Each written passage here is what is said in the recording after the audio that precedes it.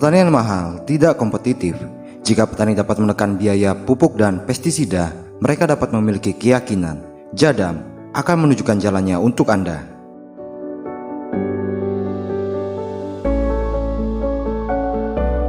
Jika Anda seorang suami, perubahan yang terjadi tidak sederhana, tidak bisa Anda tangani sendiri. Anda membutuhkan partisipasi dan dukungan dari istri Anda. Istri Anda sebenarnya akan memainkan peran sentral dalam pertanian Anda. Dalam hal pekerjaan yang dia lakukan, pasangan kita adalah yang terbaik.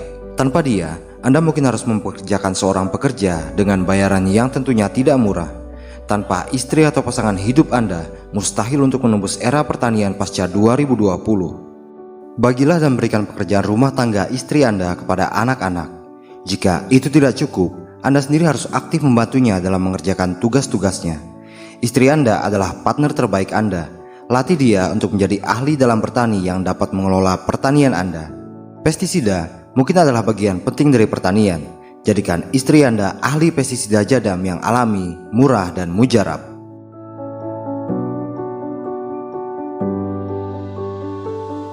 Petani tradisional pergi bekerja ketika hari masih gelap sebelum matahari terbit.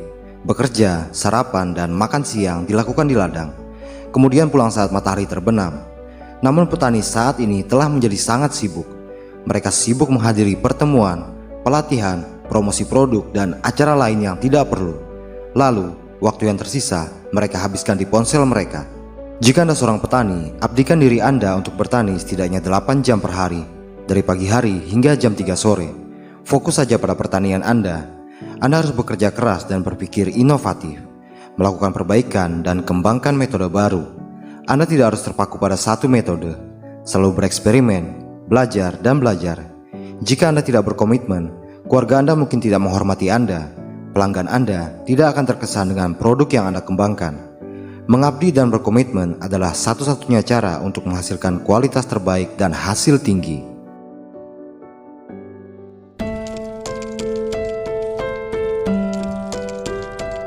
Transisi dari pertanian kimia konvensional ke pertanian organik harus direncanakan dengan hati-hati. Kesalahan dapat terjadi dan ini akan menyebabkan kerugian finansial. Tanaman musiman bisa sedikit lebih mudah untuk dikerjakan, tetapi tanaman keras membutuhkan lebih banyak perawatan. Anda mungkin berhasil mengurangi penggunaan pestisida secara signifikan menjadi 2-3 kali per musim, tetapi melakukannya tanpa pestisida sama sekali sangat berbeda. Bertani organik murni bisa jadi menantang. Kesalahan teknis dapat dilakukan. Menerapkan pengalaman Anda dalam pertanian konvensional ke pertanian organik terkadang dapat membuat kesalahan lebih lanjut.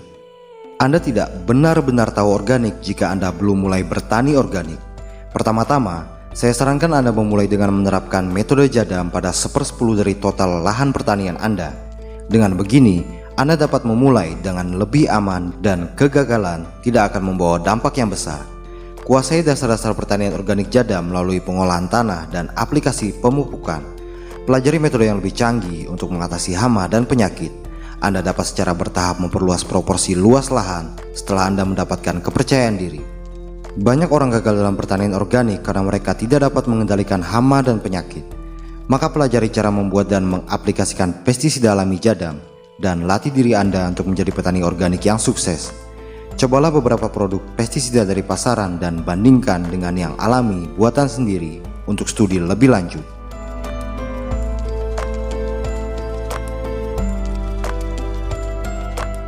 Dalam pertanian organik, benih sangat penting.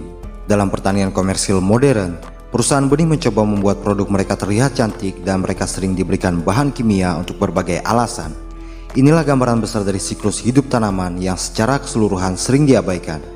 Jarang mereka merekomendasikan Anda mengembangkan dan menanam benih sendiri. Jika Anda tidak dapat menanam benih sendiri untuk tanaman musiman, pastikan Anda membuatnya sendiri setidaknya untuk tanaman tahunan dan buah-buahan. Benih harus ditanam dan disiapkan dengan perlakuan Jadam untuk memastikan kesehatan mereka.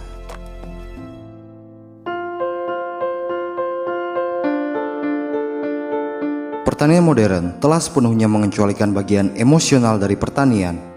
Padahal cinta dan komunikasi antara manusia dan tanaman sangat penting. Pertanian telah menjadi bentuk mekanik, di mana Anda memperlakukan tanaman seolah-olah itu mati. Begitu juga dengan tanah. Ini seperti Anda mempercayakan segalanya kepada mekanik karena Anda tidak tahu tentang mesin. Petani mempercayakan semua pertanian mereka kepada yang disebut ahli. Petani membiarkan orang luar mendiagnosis, menilai, dan merawat tanaman mereka. Mereka juga mungkin meminta para ahli ini untuk menentukan input bagi mereka. Pertanian modern mirip dengan perawatan kesehatan modern. Orang-orang lebih tepatnya telah menyerah menjaga kesehatan mereka sendiri. Biarkan dokter memberitahu mereka apa yang harus dilakukan. Petani juga tidak lebih dari konsumen yang bertani sesuai dengan perintah ahli dan menggunakan produk yang disebut-sebut oleh produsen. Petani telah jatuh dari tuan menjadi budak. Sains menjadi garda depan kepentingan perusahaan. Ini telah menjadi domain eksklusif dan tidak dapat diakses oleh semua orang. Sama seperti ilmu pengetahuan dan obat-obatan super canggih yang menakut-nakuti, ini kemudian meyakinkan kita bahwa kita adalah makhluk bodoh dan lemah yang tidak mampu menjaga kesehatan kita sendiri. Pertanian modern juga merampas hak para petani.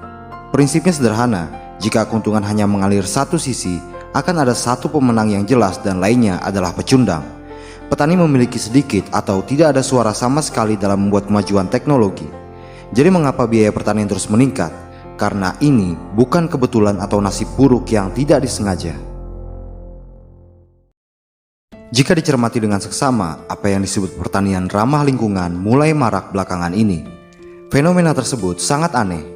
Mengapa semua orang lupa bahwa peradaban besar telah bertani secara organik selama ribuan tahun? Mengapa tidak ada yang mencari kebijaksanaan dari tradisi? Sebelum serba kimiawi, semuanya organik. Mengapa semua orang begitu bersemangat meneriakkan bahwa akhirnya pertanian organik ada di sini? Perhatikan baik-baik. Lihat siapa yang diuntungkan dari pengembangan ini. Sebuah pasar yang dilayani oleh penyuluh pertanian. Lalu kemudian mempromosikan sejumlah besar input pertanian konvensional. Pertanian sekarang juga dibanjiri input pertanian organik dengan pakar yang mengklaim bahwa petani harus menggunakan produk mereka yang memiliki kualitas terbaik. Petani hanyalah titik kecil sekali pakai dalam sistem pertanian besar ini. Pertanian organik yang dilakukan oleh nenek moyang kita menghargai apa yang ada di sekitar mereka, yang mudah didapat dan murah. Tidak bergantung pada sistem di mana Anda harus memiliki uang untuk bertani, karena segala sesuatu di sekitar mereka dapat diubah menjadi sumber daya, bahan, dan alat yang berharga. Apa yang diajarkan pertanian modern dan aristokrat kepada kita hari ini? Mereka menyuruh Anda membuang semua yang ada di sekitar Anda karena itu sampah, kotor, dan tidak ilmiah. Lalu pergilah ke toko untuk membeli semua produk yang rapi, keren, dan ilmiah. Jarang menanggapi situasi ini dengan sangat serius. Jika ini tidak dapat dibalik, diubah, atau ditingkatkan secara radikal, tidak akan ada masa depan bagi petani. Satu sisi mengeksploitasi, yang lain tidak adil dan tidak berkelanjutan. Petani perlu bangkit, memulihkan kemampuan bawaan mereka untuk bekerja dan berinovasi, dan sekali lagi menjadi penguasa pertanian. Inilah apa yang Jadam cita-citakan. Jadam mencoba mengembalikan kreativitas yang dulu dimiliki oleh petani. Jadam adalah hasil upaya tersebut. Ini bukan sekedar metode bertani murah. Ini adalah pertanian yang bertujuan untuk mengembalikan kepemilikan petani. Jadam lahir dari perenungan mendalam dan panjang tentang aspek ekonomi, sosial, dan filosofi pertanian. Tanpa pemahaman yang jelas tentang apa yang sebenarnya terjadi, seseorang tidak dapat membangun visi yang baik bagi pertanian. Teknologi perlu didukung oleh filosofi yang jelas, sistem pemikiran yang cinta alam dan cinta petani. Ada banyak jenis pertanian ramah lingkungan yang berbeda dan diajarkan kepada petani di seluruh negeri, tetapi tidak memiliki filosofi. Kadang-kadang Anda melihat seorang petani yang semakin bingung karena dia menerima terlalu banyak pelatihan.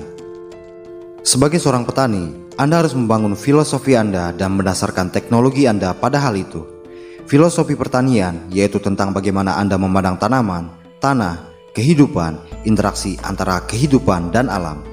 Sistem kepercayaan Anda harus jelas, praktis, dan masuk akal. Dengan ini, di bagian selanjutnya, saya akan memperkenalkan kepada Anda tentang filosofi Jadam.